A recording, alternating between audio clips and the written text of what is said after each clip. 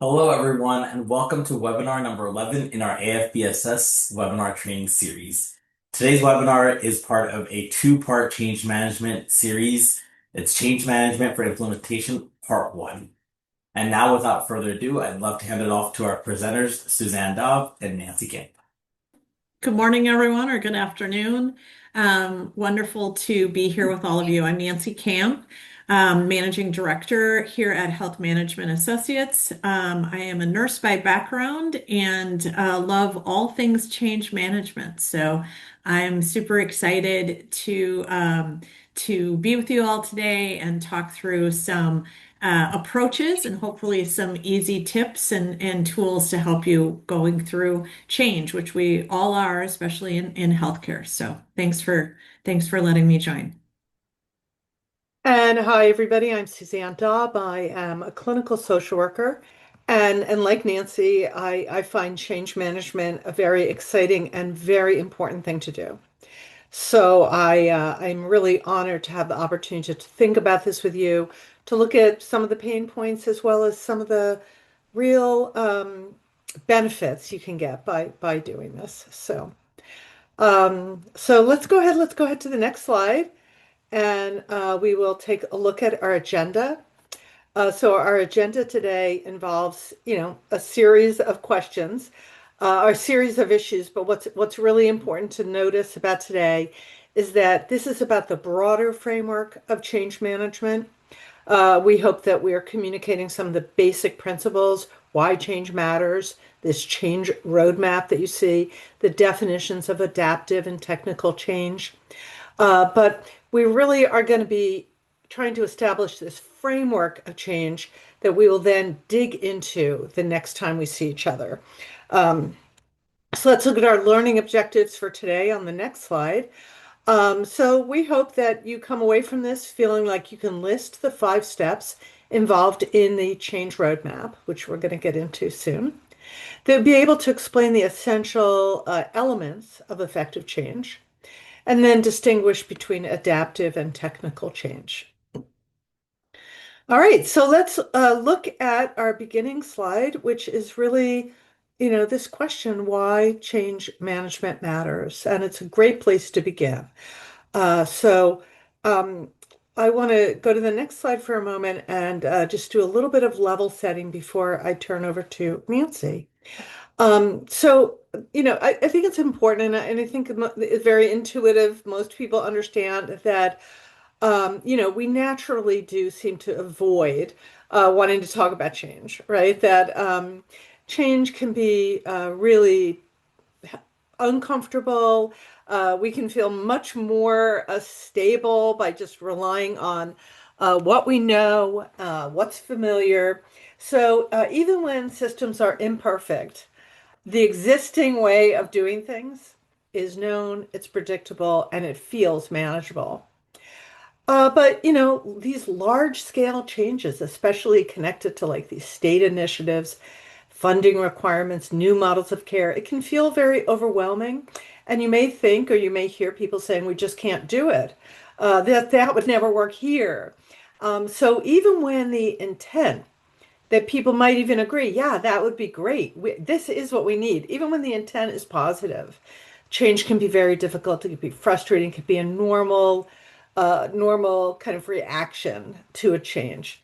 And that's because change is not just operational, right? It's human. It impacts our routines, our roles, our relationships, and how we even identify with our organization and what we do. And this is why change management really matters. Working through these kinds of things isn't really just optional. It's not just a good idea, but it really is probably the difference between a successful implementation and one that really just never takes off. So we have strategies, we have practical tools, and I'm going to turn it over to Nancy, and she's going to get into that. Nancy, it's all yours. Thank you, Suzanne. And again, thanks everyone. This topic is a topic near and dear to my heart. I love change management, and Suzanne did a phenomenal job of really setting up the challenges to change that we all go through day to day, personal life and in our work lives. And all change is personal. And so the more we can understand that, we can help ourselves and help others on our teams more successfully get through change. And then the real goal is to sustain, right? Sustain the improvements or the changes that we've made. So, a few things that we're going to talk about today, as Suzanne said, this is part one of two webinars.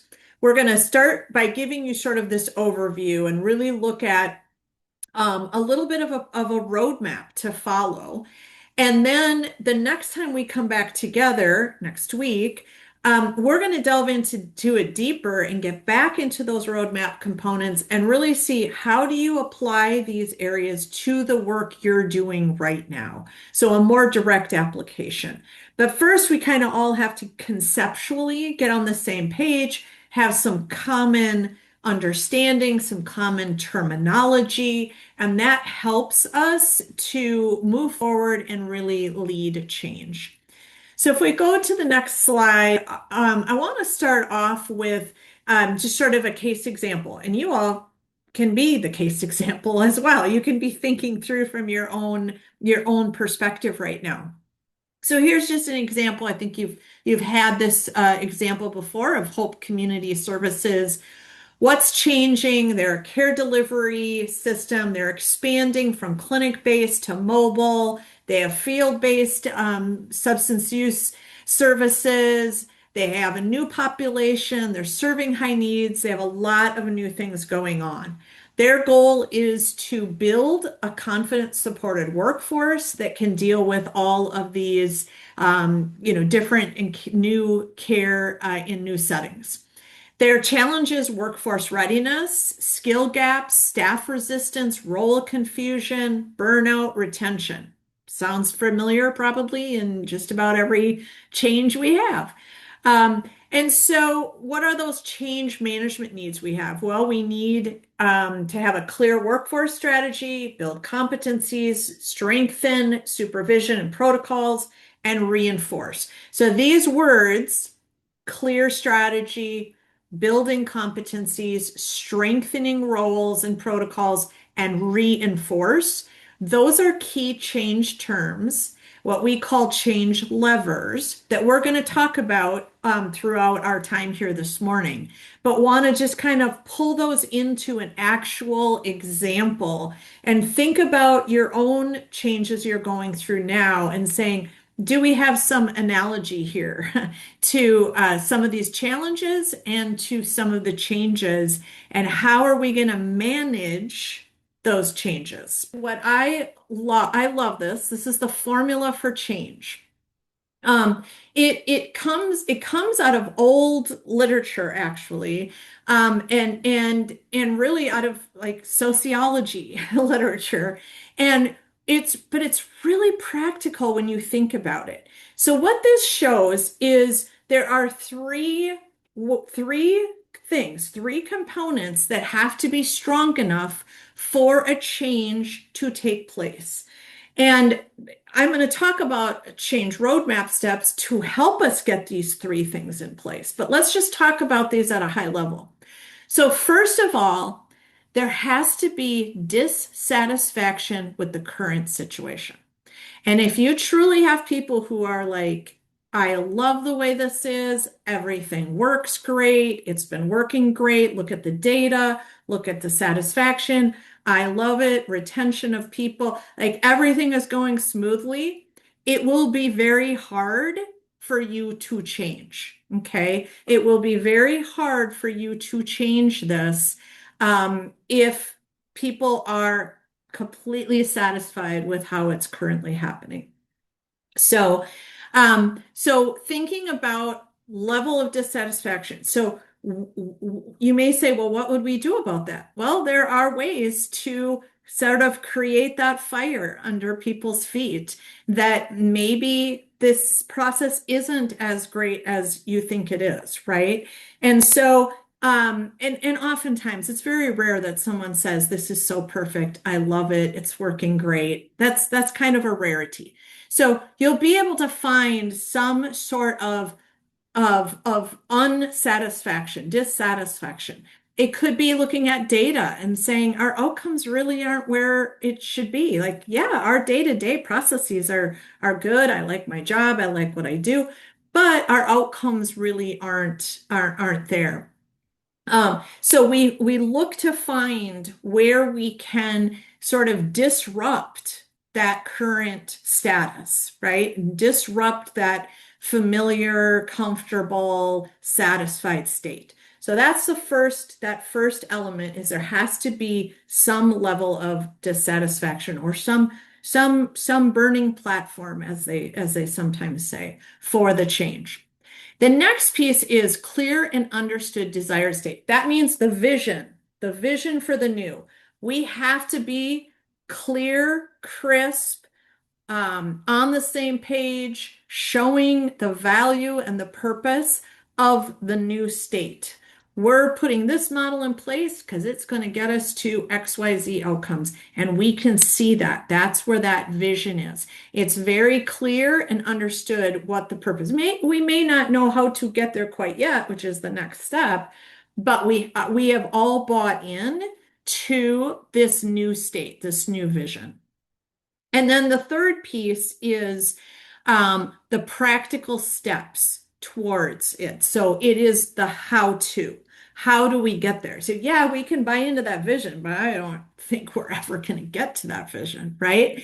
So, that all of these things fall onto change management and leaders of change, right? To look at, we have a level of dissatisfaction, we have a clear vision that people can buy into and agree to. And we have the strategic steps, we have the model, we have the know-how to get us there. And if you have those three things, and those three things are bigger than the cost of the change. And when I say cost, I don't mean dollars per se, although dollars is a piece of it, but I mean resources and time and wherewithal that it costs people to do it. If these three things are greater than that cost of changing, we will have a success. So we're going to delve into this a little bit more by using 5 steps of a change roadmap to help us get to these components of the formula of a successful change. Change roadmap with the 5 steps. So these are 5 steps to a roadmap. So we're going to delve into each one of these a little bit more specifically. And as I said, at our part 2 of this, we're going to continue to get into these 5 steps and actually show you some tools and do some exercises to apply those tools to the specific work you all are doing right now and the specific changes you're working through. So the first one here, what is the change and having a shared understanding? I'm just going to walk through this quick and then I'm going to go into the next slide. Who and how do we manage the change? Who and what will be affected by the change and how much? How do we get from here to there? How do we use our change levers?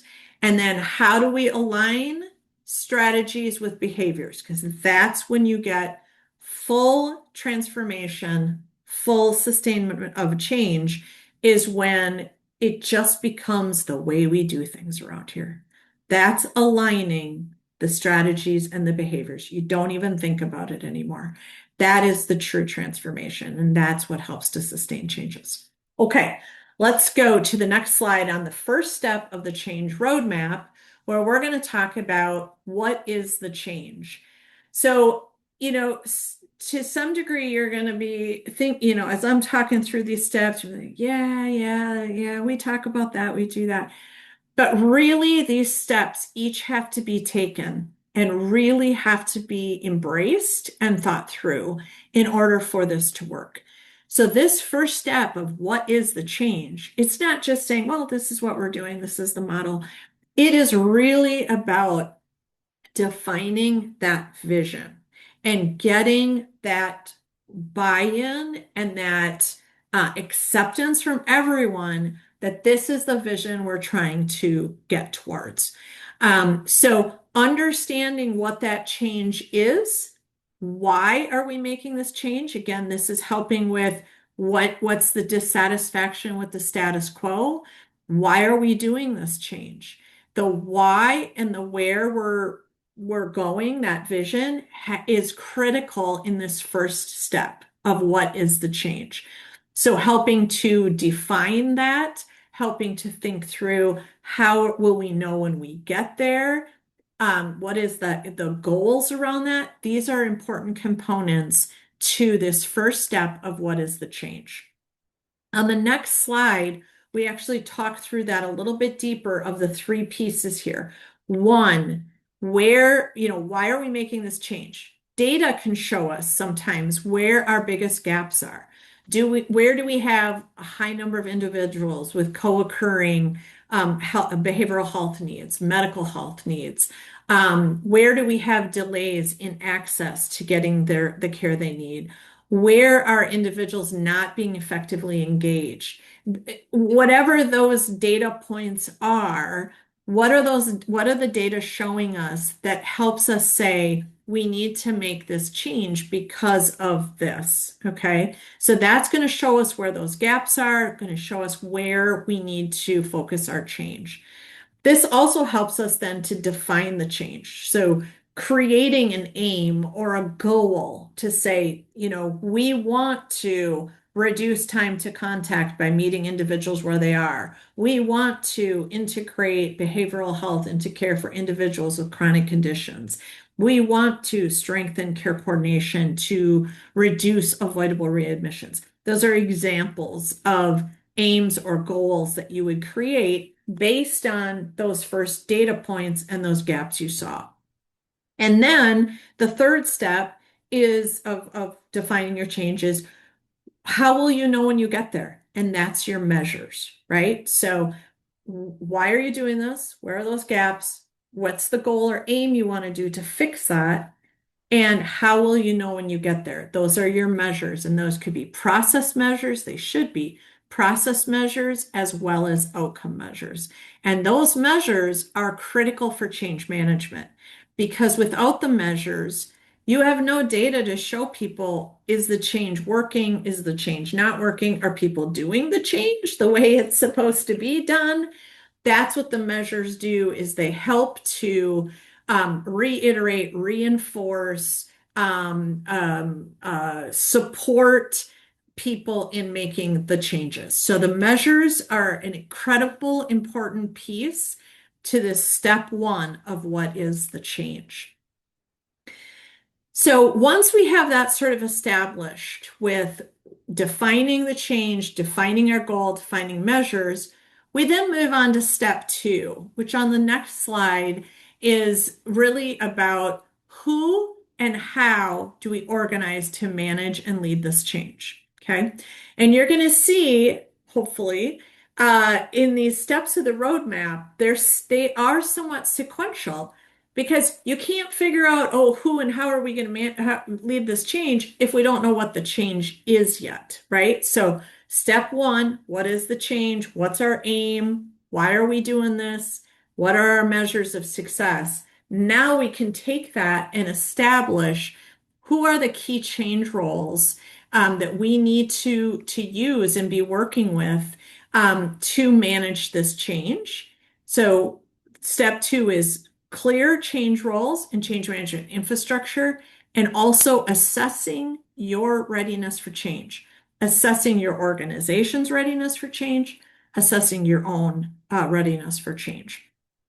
So in the next slide, we talk about some of those key roles to identify change. So one, we need to have team leaders. Team leaders are those higher level sponsors of whatever the changes we're working through. So who is sponsoring this new model, this new change program? And are they bought into it? Are they stating the aims, the goals, the reasons for the change as well? So it's really important that you have your leaders on board understanding and kind of giving those same messages. Then you need what we call in change management change agents. And I would bet a lot of folks here on this call are change agents.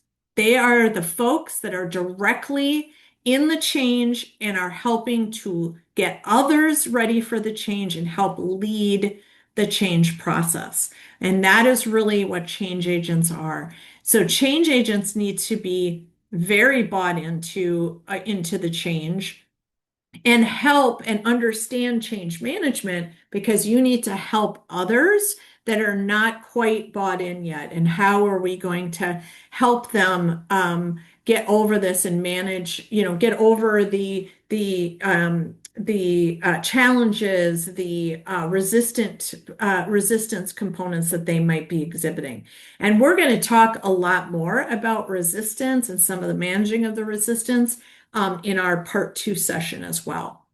So I'm not forgetting that, or I'm not leaving that aside. We're just going to get more into some of those adaptive pieces at our part 2 because this is hard stuff and we can't get through everything in one webinar. So we're fortunate enough to have the 2 webinars where we can really do some modeling, some road mapping, and then some delving into some of the specifics.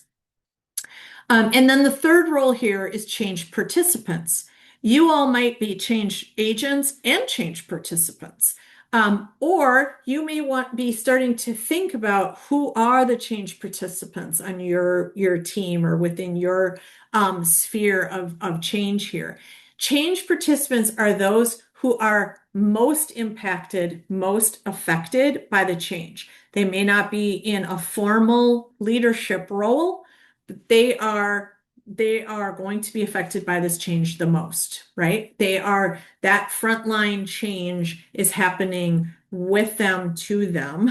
They're going to feel it to them, and they are those change participants. So one of the first things to do here in this step 2 of the roadmap is to define and understand who's in what roles, so then you can work to apply the change levers to help those change participants, change agents, change leaders through the change.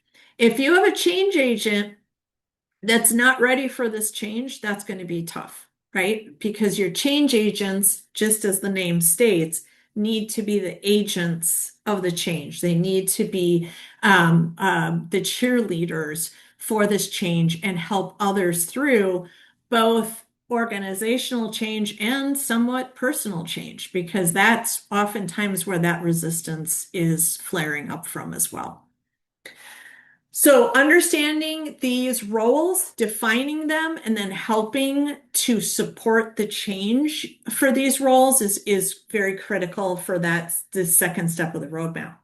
The other component of the second step of this roadmap on the next slide is around how to assess your organization's readiness for change. So one of the elements you all said on the poll about past changes you've had that weren't working was because of change fatigue and competing projects, competing changes. So that is all around organization's readiness. So that is a component of it is, do you have too many other changes going on that are really major? And this is a real thing that leaders really need to think about as they're putting forth new programs or some new change within their organizations. Is do we have the capacity to undertake the type of change we're doing right now? So organizational readiness is based on several things, not just one thing, but several things. One, again, back to roadmap step 1, do we have a compelling purpose and vision? If we do, that can drive the readiness of the organization like that. So making sure we have, again, the compelling purpose and aligned and shared vision. Do we have the customer focus? Are we looking at this from who our customers are for our organization? Do we look at, or do we have a flexible and responsive culture? What's our history of change? Can we flex? Can we change? Some people are doing this, have done this for a long time one way. It's going to be hard for them to change to a new way. And that's where we got to apply some more personal support, change management. But that doesn't mean the organization isn't ready. But you do need to identify that and help think through change levers to help those individuals through this. But what is the culture of the organization overall? Can it flex? Can it be responsive to this change? Have we had good prior change experience? Do we have any change models that we can reflect back on and say, oh, a few years ago, we put XYZ model in place. It was really successful. It's still working now. Big or small, some of these prior change experiences can be a nice story to tell to help support the new work and the new changes you're going through. And that really is around positive climate, keeping positive attitude, assuming positive intent from everyone. When people are resistant or people are showing some negative behaviors, it is not a personal piece. It is about their fear of the unknown, their fear of how this is going to affect their life personally, because again, all change is personal. And again, we're going to really get deeper into the personal resistance pieces of change at our part two. We want aligned incentives, so everyone's going towards the same thing. And again, the capacity piece. So these are all kind of components that make up that step two and that readiness assessment for your organization. So let's go to the next slide of step three. Step three is who and what will be affected by the change and what is the impact. And step three is literally walking through some tools, some worksheets that we'll share with you that really like systematically have you think through each step of the change you're going through and say, okay, what is the effect of this piece of the change on the work we do every day? What is the impact on people, not just people like it says here, but you're going to say individually. How is this affecting Suzanne in her day-to-day job? We're going to write that down. We're going to write down what the impact of that change is and to what degree. How much is that a change? And what is the impact on formal and informal organizational structures? And informal is really important because informal is our, it's our social structure. It's how we operate every day, how we work with our peers. It's, I take my lunch hour at this time, and if you're changing and now I take my lunch hour at another time, you're disrupting my apple cart, right? How am I gonna get through that? I do certain things at this time over my lunch break. Simple, simple example, but that's actually been an issue in some changes I've done. Whereas it's a major change, but the one thing someone was really resisting is how this changed their lunchtime that they usually do something for themselves. We work through that with folks, but those are real important change impacts. And so we want to be able to list that and to quantify it. There's two reasons to do this listing and quantifying. One, just the exercise of doing that helps people understand that you care, that you're thinking about change and you're thinking about them. You're not just pushing this change out and say, we're doing this no matter what. You're actually thinking through how and what is impacted and to what degree, and then how can we help ease that? How can we make that easier? So just the act of doing these kinds of exercises is change management. And the second reason to do this is to actually unroot those issues, uproot those issues about where you're going to have some resistance, where we should look and managing or adapting some of the processes because of the impact and how we manage that. So this is a really important step, and many of these steps may sound like a little tedious, a little like, oh, we have a lot of steps to do here. This is what change management is, and this is how it creates the success in the long run for your change. All right, the next slide, step 4. How do we get from here to there? We've done all this pre-work of vision, of change roles, readiness, and impact. And now we're ready to say, how do we start making the changes and get from here to there? And this is 4 change levers. And I'm going to talk through these very high level because we're going to delve into these 4 change levers with tools and examples at our next session. But in a nutshell, change levers are important to moving the change forward. The 4 change levers here are communication. If we don't communicate everything we know to everyone who needs to know, guess what? People make up their own stories. That's where that fear base comes from, is fear of unknown, not having knowledge, not being communicated with. Communication, communication, communication. 8 times 8 ways. Okay, that's one change lever. Education and training. We need to educate people and train them on the new ways. We need to keep people knowledgeable about the new ways. Knowledge is power. Once they understand, oh, this isn't so different, or oh, this is a really cool thing. This is a really great way to do this. Once they have knowledge on it, they'll feel more comfortable, the fear goes away, the confidence comes back. So education and training, and it's not a one and done. You don't train and then expect people to be fully competent. There needs to be ongoing monitoring, ongoing asking people how they feel and how they're doing.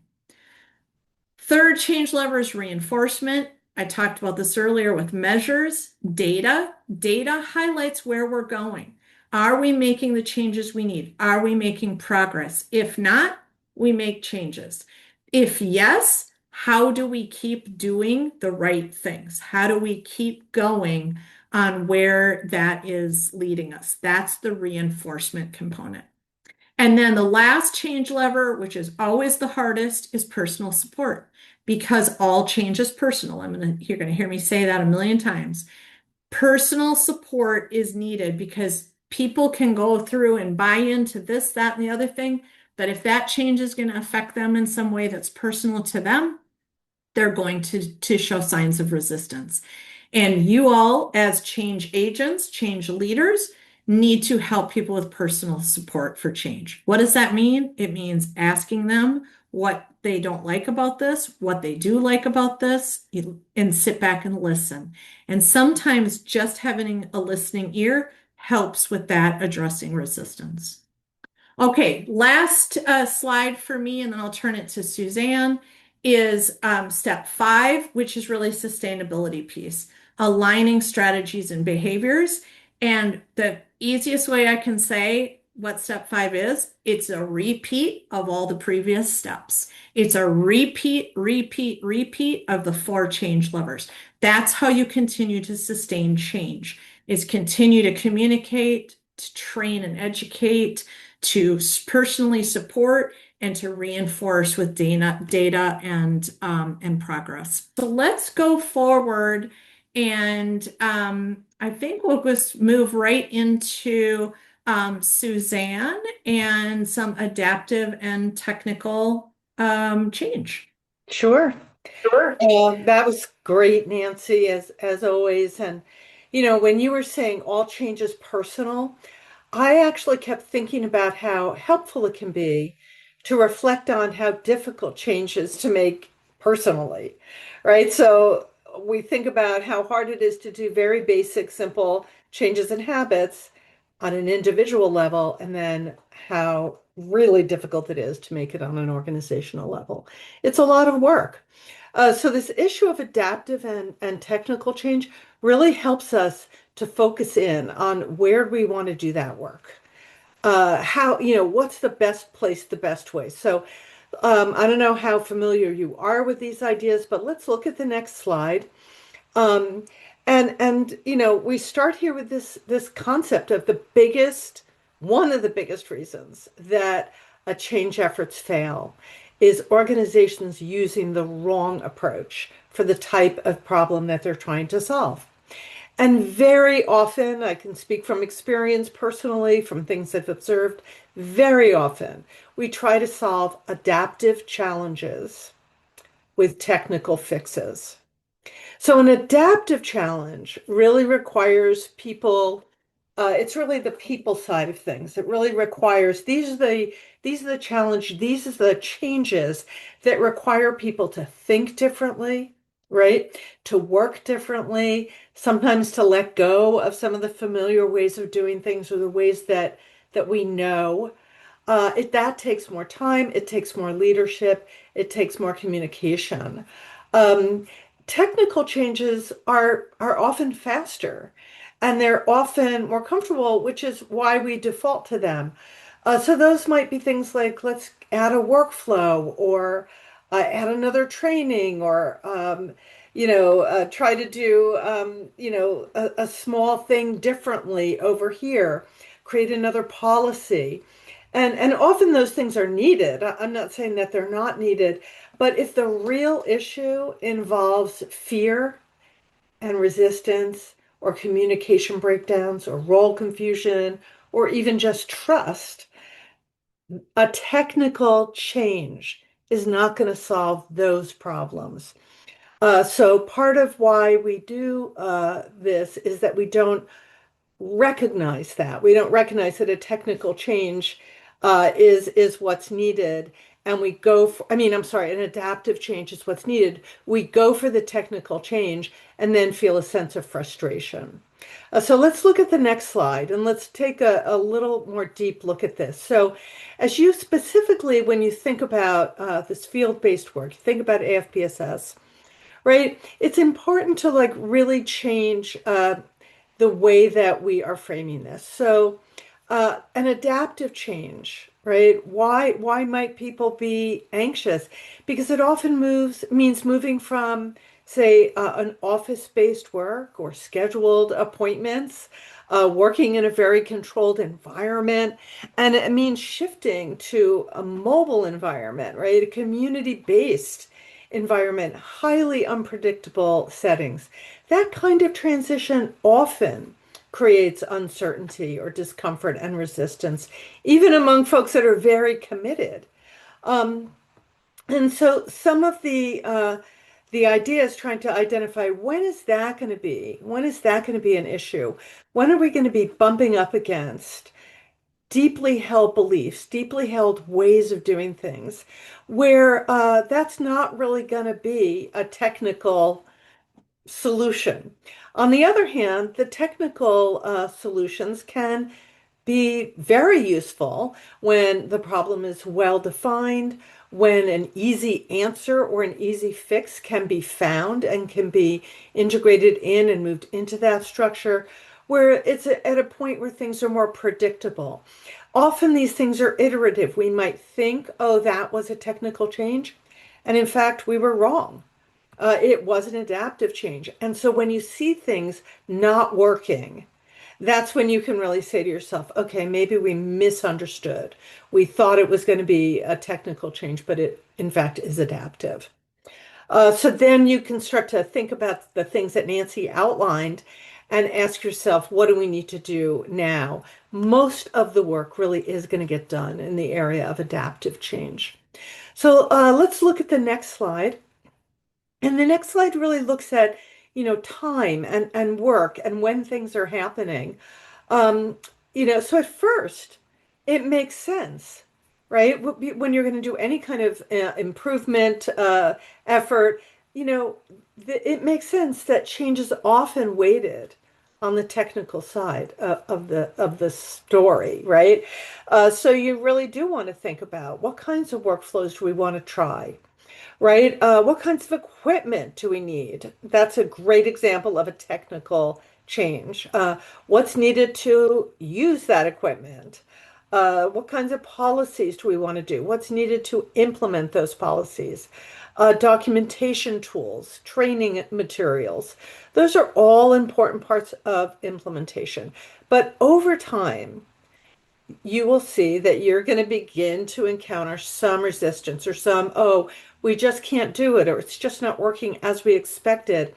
Um, you might hear staff feeling really overwhelmed or uncertain or frustrated or, at worst, disconnected from the whole process. So you often see people also drifting back to their old ways, right?